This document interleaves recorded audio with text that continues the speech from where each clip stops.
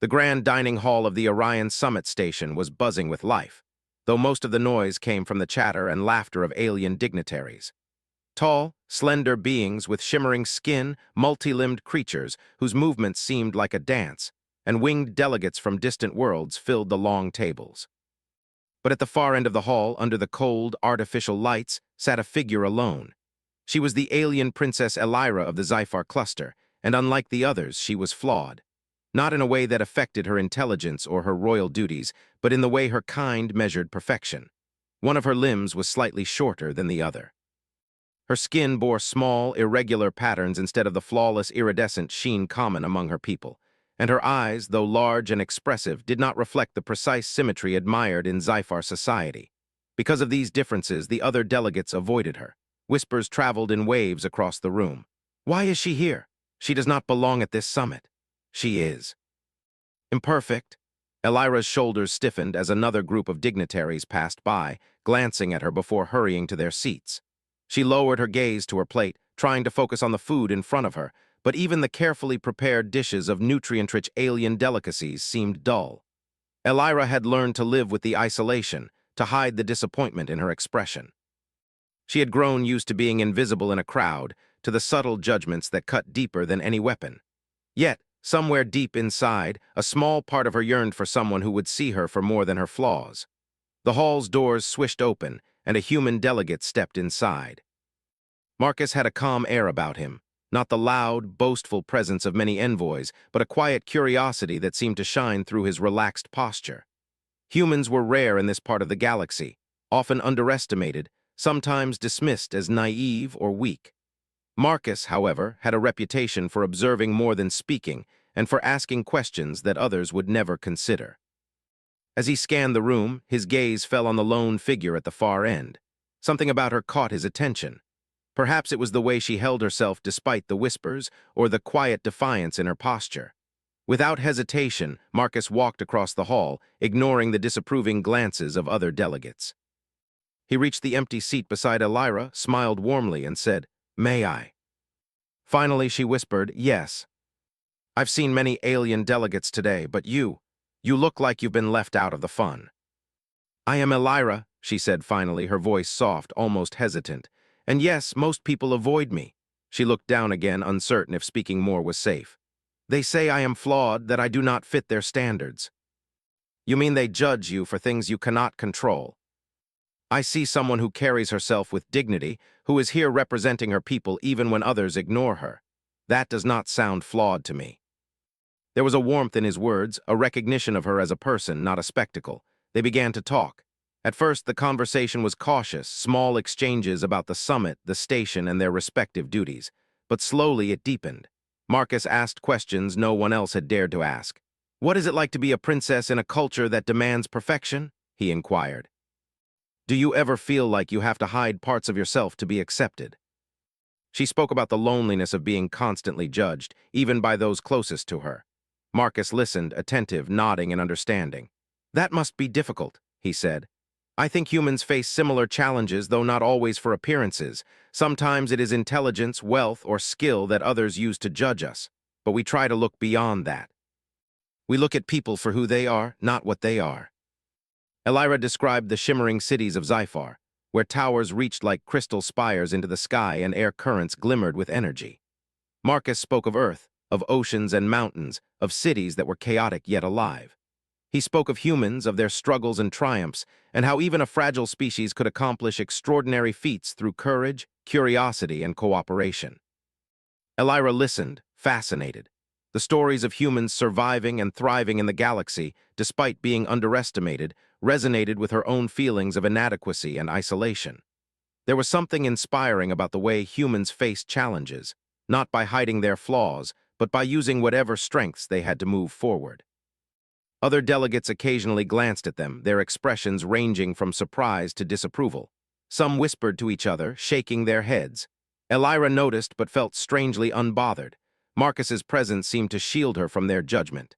For the first time, she felt like her flaws did not define her.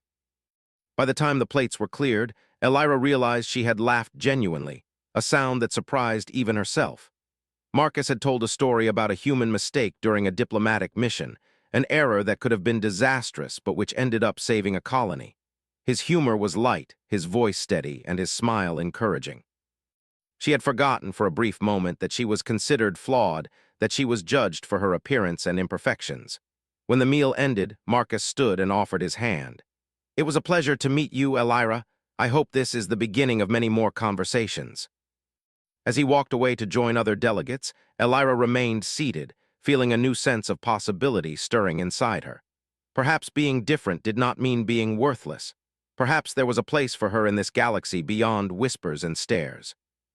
And perhaps, just perhaps, a human had shown her that worth was not measured by perfection, but by courage, kindness, and the willingness to reach out to others, even when no one else would. For the first time in a long while, Elira did not feel entirely alone. The next day, the grand halls of the Orion Summit Station hummed with activity again. Delegates from dozens of star systems moved between meetings, protocols, and scheduled banquets. Elira arrived early, hoping to avoid the curious or judgmental eyes that always seemed to follow her, but she had no such luck. Whispers floated across the room before she even stepped into the main atrium. "You see her?" one winged delegate muttered. "She is still imperfect." And yet, despite her resolve, her chest tightened with the familiar ache of loneliness. As she made her way to the central dining area, she noticed a human figure standing by the buffet. Marcus was speaking with a small group of alien delegates, but his eyes scanned the room until they landed on her. When he saw her, he waved, a small, friendly gesture. Elira's heart lifted slightly. Perhaps today would be different. She approached and hesitated near his group. One of the delegates frowned, clearly displeased. "The human sits with her again?" the alien asked. "Is he foolish?" Elira felt a small, unusual thrill at being invited, not avoided. She walked over and took the seat beside him. The group around them seemed uncomfortable, unsure how to react. Elira, however, felt a sense of comfort she had never known in this place. Humans, she realized, had a strange way of seeing past appearances. They valued actions, intentions, and character, not symmetry or perfection. As they began to eat, Marcus leaned slightly toward her. "So," he said quietly, "what do you think about all these meetings? Do they ever feel pointless to you?" It is exhausting to participate in a system that values perfection above action. No one had ever made her feel that way in this hall.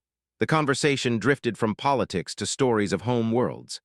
Elira told him of the crystal spires of Zyphar, of the energy currents that danced through the sky, and of her palace that reflected the stars at night.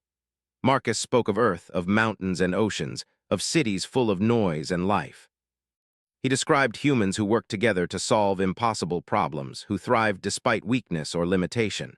It was during this exchange that the first warning came.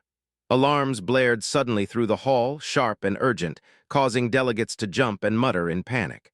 Red lights flashed across the ceiling as a recorded voice echoed. "Attention. Energy core instability detected in Sector 4. All personnel evacuate the immediate area.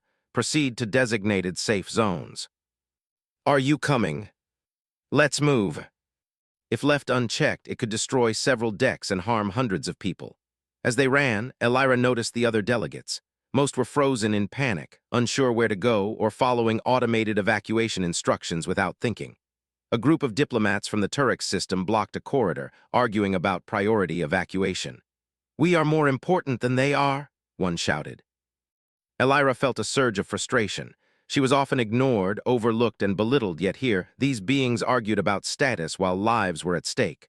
Marcus caught her eye and gave her a small, reassuring smile. "We can't save everyone," he said, "but we can do what we can." She coordinated with Marcus, guiding panicked delegates into safer corridors, calming them with firm but gentle instructions. They discovered several injured or frightened delegates trapped near maintenance doors. Elira's flaws, her slightly uneven limbs, did not hinder her agility or quick thinking. In fact, her ability to approach problems from unexpected angles allowed her to maneuver through areas that others could not. Marcus followed, lifting debris when necessary and encouraging others to move quickly but carefully. Together, they formed an impromptu rescue team, helping those who could not help themselves. The energy core's instability made every second critical. Sparks flew from exposed conduits and small tremors shook the floors. Yet Elira and Marcus pressed on, communicating calmly and decisively. At one point, a young delegate from the Lumary system froze in fear near an exposed conduit. Elira extended her hand and said, "Take mine. We will move together." The delegate hesitated, then grabbed her hand. Elira pulled gently, guiding the frightened Lumary to safety. Marcus joined them, patting the delegate's shoulder with reassurance. Hours, or what felt like hours in the compressed chaos, passed as they navigated the corridors, stabilized minor hazards, and directed panicked delegates. Slowly, the immediate danger lessened. The Energy Core's automated containment systems began functioning again, and the alarms transitioned to a safer caution signal. Delegates began emerging from their hiding places, eyes wide, muttering about the princess and the human who had led them through the crisis. Elira sank onto a bench in a service corridor, her chest heaving from exertion and adrenaline. Marcus leaned beside her, a hand on her shoulder, offering silent support. Neither spoke immediately, both catching their breath. For the first time, Elira felt a profound sense of accomplishment, of usefulness, and of recognition, not for her appearance, but for her courage, intelligence, and decisiveness. "You were amazing," Marcus said finally, his voice low and steady. "I could not have done this without you. Flaws are only what other people decide they are. They do not define who you are." Not her advisors, not her family, not the delegation members who had whispered behind her back. Marcus saw her as more than her imperfections. He saw her courage, her intelligence, and her heart. Around them, the station staff and delegates began emerging into the open corridors, looking exhausted but alive. Some of the delegates who had sneered at her earlier now approached hesitantly, their expressions mixed with admiration and confusion. Elira did not meet their eyes. For the first time, she realized their approval no longer mattered. What mattered was the people she had helped, the lives she had touched, and the quiet bond forming with the human who had chosen to sit beside her, who had trusted her when no one else would. The crisis had changed something in her. She felt lighter, stronger, and capable of more than she had imagined. Marcus stood beside her, calm and steady, as if he had expected nothing less. "You were brilliant today," he said again, and this time Elira let herself believe it. "Thank you," she whispered, "for being here, for not judging me. You have made choices today that show your true worth. And today, you have done more than most could dream of." She had faced a crisis, not for glory, but because it was the right thing to do, and she had succeeded. In that moment, Elira understood something she had never truly known before. That courage, kindness, and determination could shine brighter than any perfection her culture demanded. And that sometimes, all it took was one person willing to sit beside you, to trust you, and to see your worth to change everything.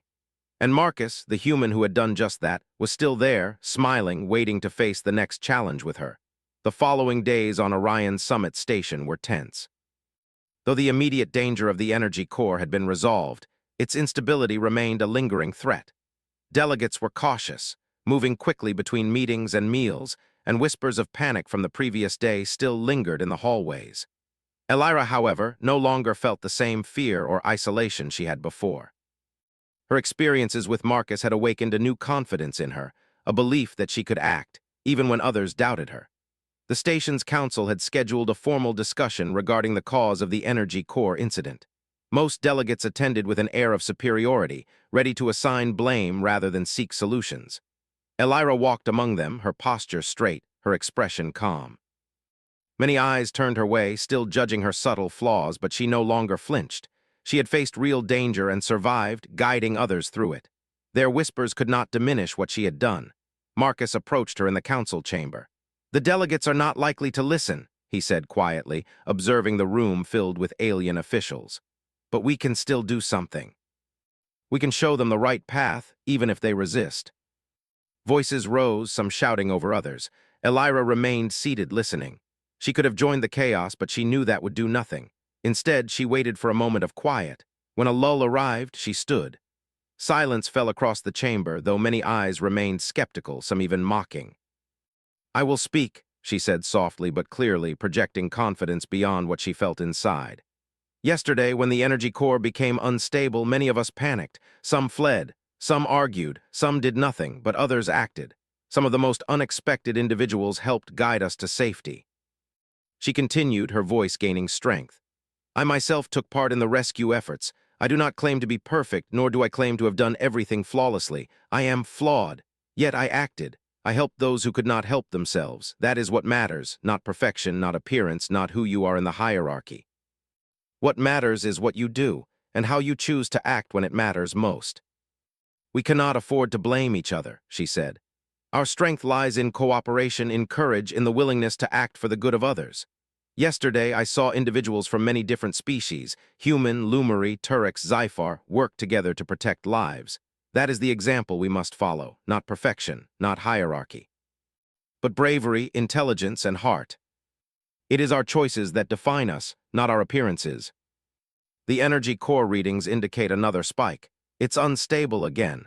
This time it could affect multiple sectors. We need immediate action.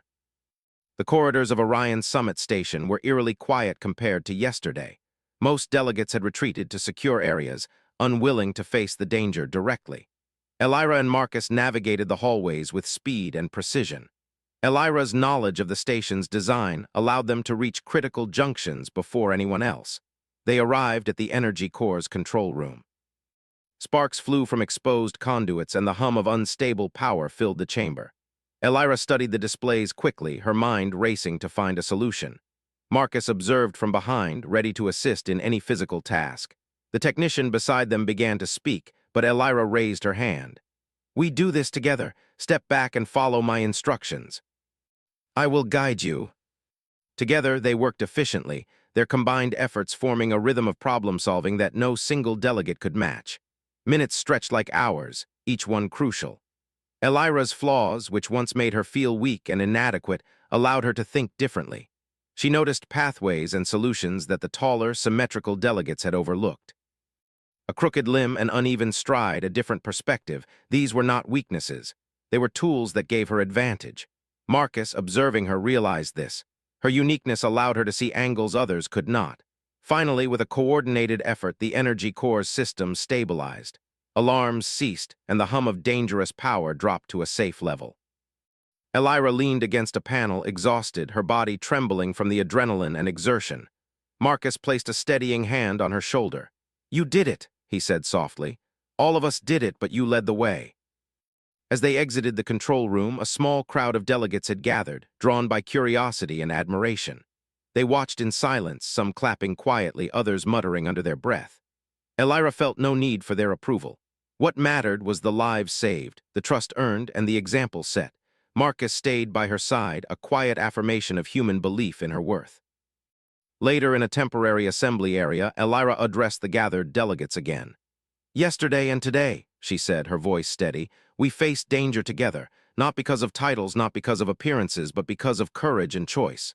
Each of you has the ability to act, to help, to protect. The galaxy does not reward perfection. It rewards action. It rewards heart. It rewards those who dare to stand for what is right." Her focus was on the people who had listened, on the lives they had saved together, and on Marcus, whose smile reminded her that she was not alone. Marcus approached her quietly after the assembly. "You've changed something here," he said.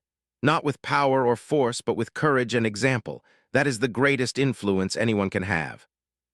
"I never thought I could make a difference," she admitted. "But today, I see that even someone considered flawed can lead, can inspire, can save lives. And I think you will carry that understanding forward, far beyond this station." She felt connected to the human who had believed in her, to the lives she had protected, and to a galaxy that she realized had more room for courage and heart than she had imagined. Her mind wandered to the challenges ahead. The energy core was stable for now, but there would be other dangers, other tests. She felt ready to face them, not because she was perfect, but because she had learned the value of trust, courage, and collaboration. Marcus's presence reminded her that humans could inspire greatness not through superiority, but through simple acts of belief and kindness. And Elira, once overlooked and underestimated, had found her voice. She had acted when others hesitated, led when others faltered, and shown that true worth came not from flawlessness, but from action, courage, and the willingness to help others, no matter the personal cost. She turned to Marcus, who was observing the stars beside her. "Thank you," she said quietly, "for being here, for trusting me, for showing me that there is more to life than what others think." The galaxy was vast, full of challenges and often harsh in its judgments. But courage, compassion, and action, qualities she had learned from a human by her side, were far stronger than the limits others placed upon her. And she would carry that strength forward, ready for whatever trials awaited. The days following the energy core crisis were unlike any Elira had ever experienced. Word of her actions had spread throughout Orion's summit station, carried by technicians, junior delegates, and even some senior officials who had been too cautious to speak before. The whispers that had once made her flinch, mockery of her flaws and doubts about her worth, now carried a different tone: curiosity, respect, and in some cases, admiration. Elira walked through the corridors with a new awareness. Eyes followed her, but this time not with judgment.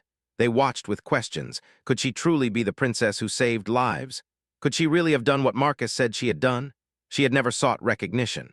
For years, she had hidden herself, believing that her flaws disqualified her from being seen as capable or important. Yet now she felt a quiet pride. She had acted with courage, and the universe had noticed. Marcus met her at the station's observation deck that morning, as he did most days. His calm smile was a constant, grounding presence in the whirlwind surrounding her. "You've caused quite a stir," he said lightly, though his eyes reflected genuine respect. "The delegates are talking about you, Elira. Not as the flawed princess, but as the one who took action. But recognition often follows action, especially when that action is rare or unexpected. And sometimes, recognition can open doors for change.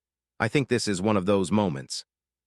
For a long moment, Elira feared their visit might be to reprimand her for overstepping, but instead they spoke cautiously, acknowledging the reports of her leadership during the crisis. "Princess Elira," one elder said, his voice carrying both authority and a hint of hesitation, "your actions during the energy core incident have been remarkable. It appears you acted decisively where others hesitated. Your choices have shown us that true leadership may not always follow tradition. Perhaps we have underestimated the value of different perspectives." Marcus watched beside her, silent but attentive, his quiet approval a reassuring anchor. Over the next several days, Elira began to notice subtle but significant changes in the station. Delegates who had once avoided her now approached, seeking her opinion or assistance. Some who had been openly critical now listened respectfully. Elira realized that her actions, combined with Marcus's unwavering support, had started to influence the way others perceived her, and by extension, the way they perceived leadership, courage, and value. One afternoon, a council meeting was convened to discuss improvements to the station's emergency protocols. Elira attended, not as a passive observer but as an active participant. She suggested changes based on her first-hand experience during the crisis: improved evacuation routes, cross-species collaboration drills, and contingency plans for delegations unfamiliar with the station's layout. Some delegates were skeptical. "This is highly unusual," one said, a senior official from a neighboring system. "A princess who is flawed by your own society's standards, suggesting reforms. Judgment should not be based on appearance or status. It should be based on insight and action. Elira has demonstrated both." She felt a profound sense of accomplishment, not for herself, but for the people she was helping. Later that evening, Elira and Marcus walked through the station's gardens, a rare space of calm amid the bustling corridors. Colored lights shimmered on the artificial flora, reflecting in Elira's eyes. For the first time in her life, she felt truly seen, not for perfection, but for her actions, her mind, and her courage. "You've changed more than just policies," Marcus said softly. "You've started to change how people think about what it means to lead, to act, to be valuable. I've always been different, considered flawed, but I see now that difference can be a strength. You're proving that the same can apply across species." In the following weeks, Elira took a more active role in the station's affairs. She initiated cross-species collaboration workshops, teaching delegates from various cultures how to work together during emergencies. She began mentoring younger Zyphar who had also felt marginalized, sharing her experiences and encouraging them to embrace their uniqueness.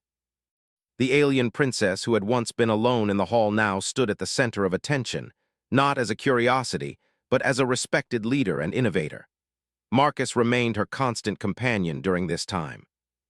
Together, they devised training programs and simulations that challenged traditional hierarchies, proving that courage, ingenuity, and compassion could outperform rigid adherence to rules or perfection.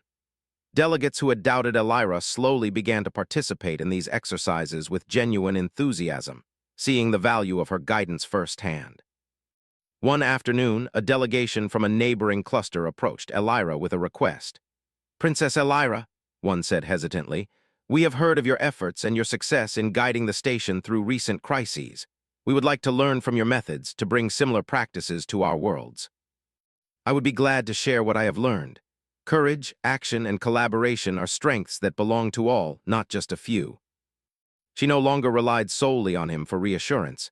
She carried her own confidence, tempered by experience, strengthened by action, and guided by her innate sense of right. Even in her private moments, Elira felt the shift within herself.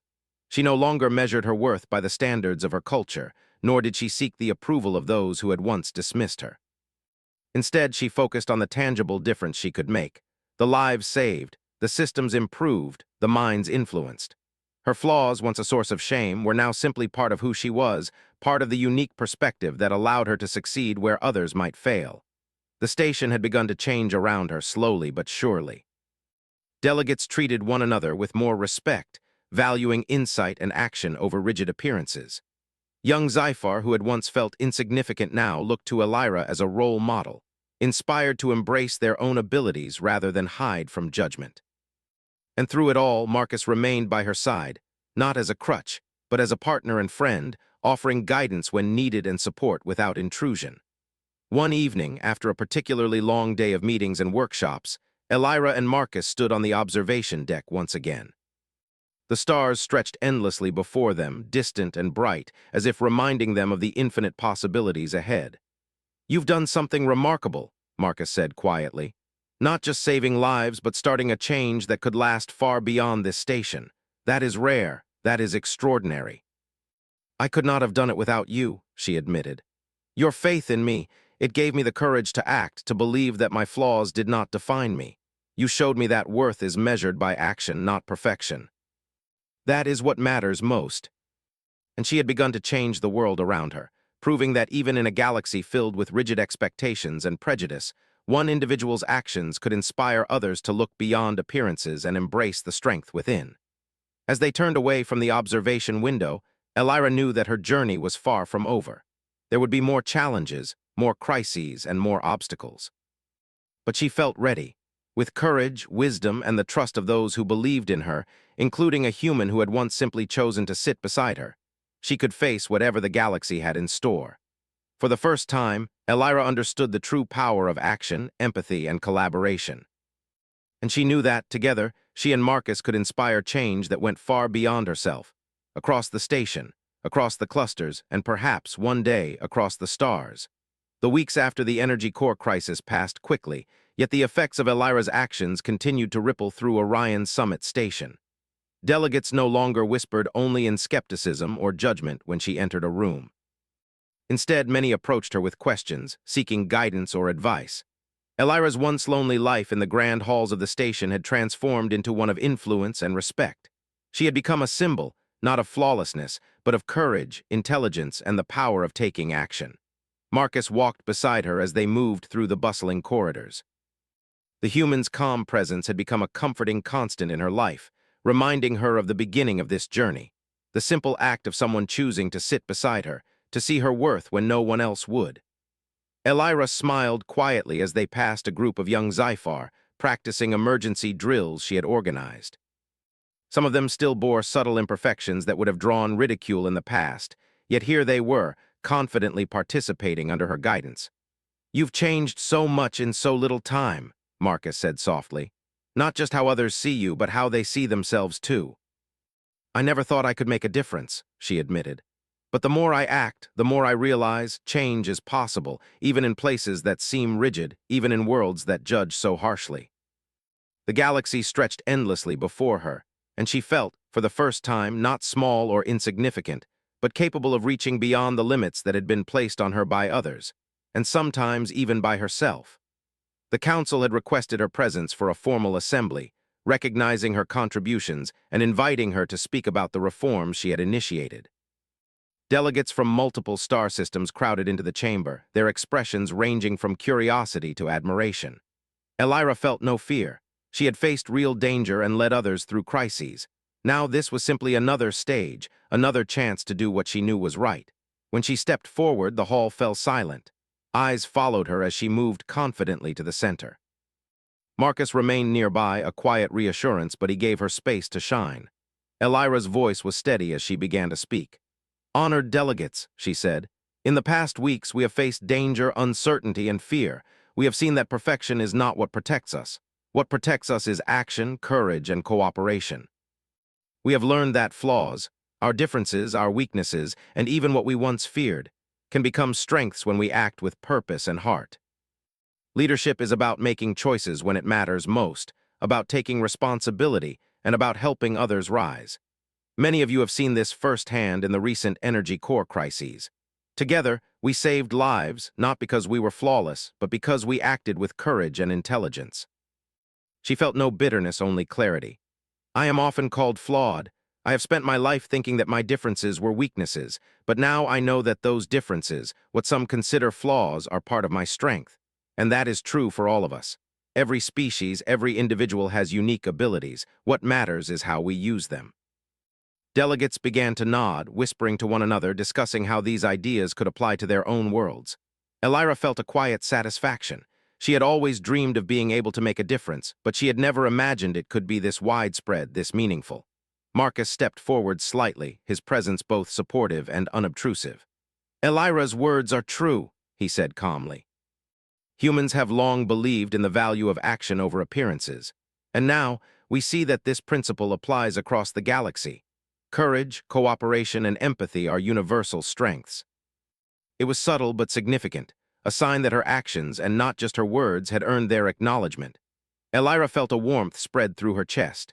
After the assembly, the station buzzed with excitement. Delegates from multiple systems approached her, asking how they could implement similar reforms on their own worlds. Elira listened patiently, offering guidance and encouragement, emphasizing that courage and collaboration were not limited to any one species. Marcus remained beside her, occasionally stepping in to assist with translation or explanation, but always letting Elira take the lead. That evening, Elira and Marcus returned to the observation deck, the galaxy sprawling before them in glittering light. She leaned against the railing, reflecting on how far she had come. She had gone from being isolated and overlooked to being a respected leader, a mentor, and an inspiration. And it had not required perfection. It had required courage, empathy, and the willingness to act when it mattered most. "You've done more than I imagined," Marcus said softly, looking out at the stars. "Not just saving lives, but changing minds and hearts. That is rare, that is extraordinary. And now I can share that with others." She realized something profound. Her worth had never been in how others saw her, but in what she chose to do, the lives she touched, and the courage she displayed. And now she had shown others that they, too, could rise above fear, judgment, and rigid expectations. In the following weeks, Elira's influence expanded beyond the station. Other delegations began implementing similar programs for cooperation and emergency preparedness. Young Zyphar, who had once felt insignificant, now trained confidently, inspired by her example. She continued mentoring them, teaching them that their differences were not weaknesses, but strengths to be embraced. Marcus remained her steadfast friend, never imposing, always supportive. Together, they worked on initiatives that bridged species, encouraged collaboration, and celebrated individuality. Elira saw firsthand how humans' belief in empathy and courage could inspire meaningful change across the galaxy. One day, as they walked through a new training area she had designed, a young Zyphar approached her, hesitant but determined. "Princess Elira," he said softly, I want to thank you. I used to think my differences made me weak. Now I see they can make me strong. You showed me that, and I will not forget it. Never let anyone tell you otherwise. And you are doing it beautifully. Humanity believes in that principle, and now you do too, and you are showing it to the galaxy." She thought of the day Marcus had simply sat beside her with a smile, of the first conversations they had shared, and of the courage she had found within herself. Her flaws, once a source of shame, were now part of her identity, guiding her perspective, her leadership, and her strength. The galaxy was vast, filled with challenges, dangers, and endless possibilities. Yet Elira no longer feared her flaws, nor the judgment of others. She had proven that courage, empathy, and decisive action could change not only her life, but the lives of countless others. And she had seen how one human's belief in her could ignite a spark that grew far beyond what she had imagined.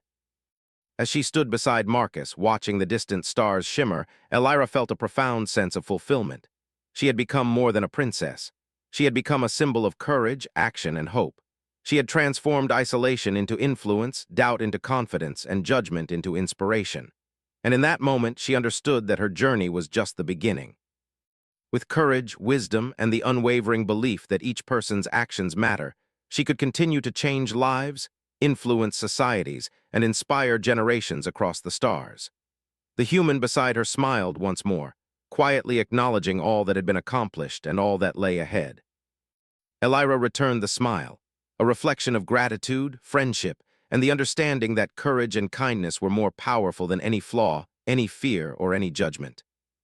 Together, they looked out at the galaxy, ready to face whatever came next, not as a princess defined by imperfections, not as a human defined by limits, but as two beings united by courage, action, and the belief that true worth comes from what one chooses to do. And in that unity, the galaxy itself seemed a little brighter, a little kinder, and filled with the promise of endless possibility.